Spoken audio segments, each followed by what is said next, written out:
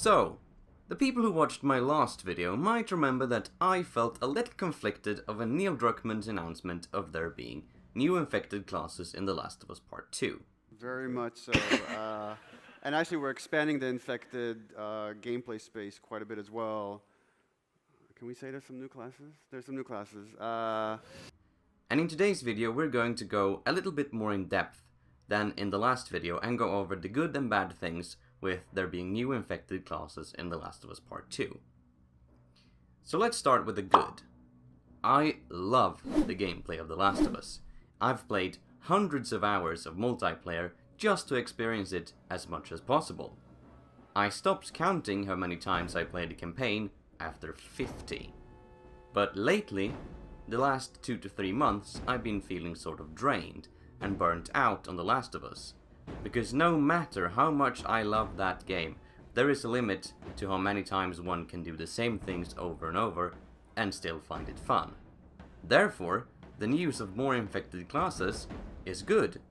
It means an expanded gameplay loop, new strategies to perfect, and new and unique, and probably terrifying experiences.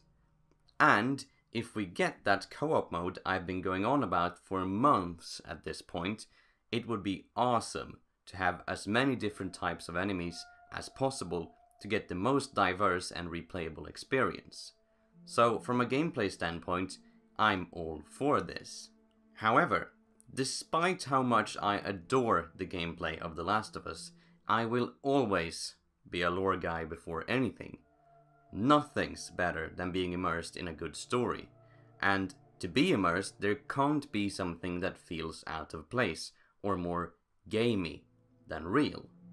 Don't get me wrong, I'm not one of those elitists who can't stop complaining of how unrealistic anything and everything is.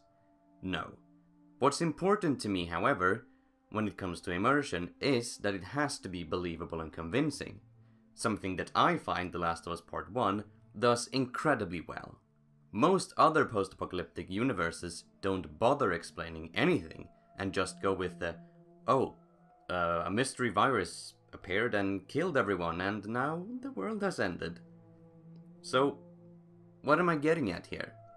Well, in the first game we travel across the United States and cover a lot of ground, and we only ever encounter 4, and only 4 types of infected. How are they going to explain the absence of these new types of infected in The Last of Us Part 1?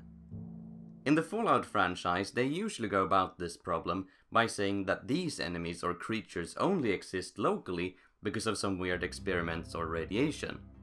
That works in Fallout because they only take place in very specific locations. But in The Last of Us we visit a lot of locations and the infected don't differ in the slightest from place to place. Why would it be any different in Seattle? Also, on top of this, FEDRA, or the Federal Disaster Response Agency, which is the corrupt and tyrannical remnant of the US government that controls the active quarantine zones, are responsible for this pamphlet. Notice anything about it? Yeah, only 4 infected types. One would think that the most informed organization in post-apocalypse America would be the remnants of the government. I mean, they certainly would have access to every study and test made before the world collapsed. So if anyone would know about what types of infected there are, it would be them. The only possible explanation for there being new types of infected in Part 2 I can think of is that they have 1. Evolved during the last 5 years, but why would they do that when they already had 20 years to do it in the first game? Or 2, that the flyer we find in Boston is exclusive to that quarantine zone, but I doubt that. Of course, there is always the possibility that they explain it by saying that these new types of infected were always there in the first game, but we just didn't see them. But that would be terribly disappointing. Anyways, that's just what I think. Sorry if this video came off as aggressive or something like that, but what do you think?